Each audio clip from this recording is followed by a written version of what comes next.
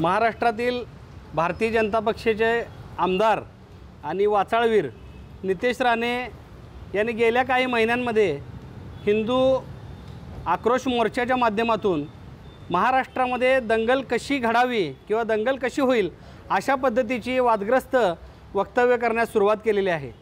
आणि त्यात भरीतभर म्हणजे रामगिरी महाराजांनी मोहम्मद पैगंबरांच्यावर आक्षेपार्ह बोललं, त्यानंतर त्यांच्यावर गुन्हे दाखल झाले, त्यानंतर नितेश राणे अहमदनगरमध्ये जाऊन रामगिरी महाराजांच्या विरोधात जर कोण काही बोलाल तर तुम्हारी मस्जिद में घुस के चुन चुन कर मारूंगा अशा पद्धतीचं भडकावू आणि द्वेष पसरावं असं वक्तव्य त्यांनी केलेलं आहे।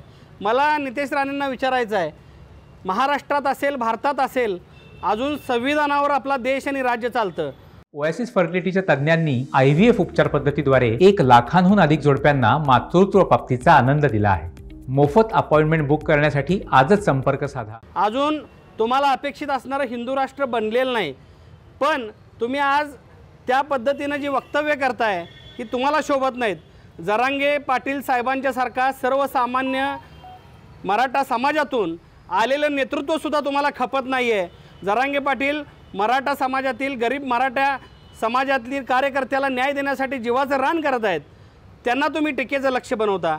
दुसरी गोष्ट म्हणजे की या महाराष्ट्रामध्ये गृहमंत्र्यांना मला विचारायचं आहे, देवेंद्र फडणवीस साहेबांना, की गृहमंत्र्याची वचक राहिलेली आहे की नाही, हा प्री प्लॅन्ड सुरू आहे का? गृहमंत्र्यांनी अशा वाचाळवीरावर कठोर कारवाई करणं गरजेचं आहे, ते तुम्ही कधी करणार? त्यामुळं मला नितेश राणेंना दुसरं एक आव्हान द्यायचं आहे।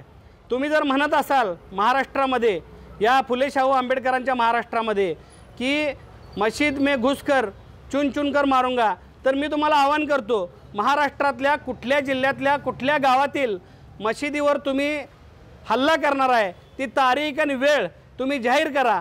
म्हणजे या महाराष्ट्रातला जो काही दलित आणि मुस्लिम समाज असेल तो आत्मसंरक्षणासाठी काय करू शकतो ह्याचा प्रत्यय तुम्हाला येईल। आणि तुम्हाला जर एवढंच धाडशी असाल तर महाराष्ट्र शासनानं दिलेलं प्रोटेक्शन सुरक्षा कवच बाजूला काढा आणि मग महाराष्ट्रभर फिरा, अशा पद्धतीचं आव्हान आज तुम्हाला करतो। आणि गृहमंत्र्यांना पुन्हा एकदा विनंती करतो, महाराष्ट्र हा फुले शाहू आंबेडकरी विचारधारेचा महाराष्ट्र आहे। या महाराष्ट्रामध्ये कोणत्याही पद्धतीची दंगल घडू नये, अशांततेचा भंग होऊ नये, सामाजिक एकोपा राहावा, अशा पद्धतीत जर तुम्हाला तुमची भावना वाटत असेल तर अशा वाचाळवीरांना तुमच्या पक्षातल्या तुम्ही तात्काळ आवर घालणं गरजेचं आहे।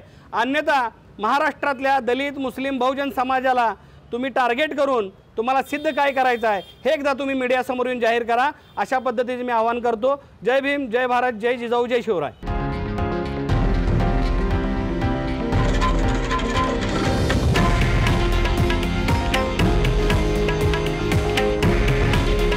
हे आहे देशातील नंबर 1 न्यूज नेटवर्क आणि आपण पाहत आहात TV9 मराठी। काळजी तुमची, हित महाराष्ट्राचं।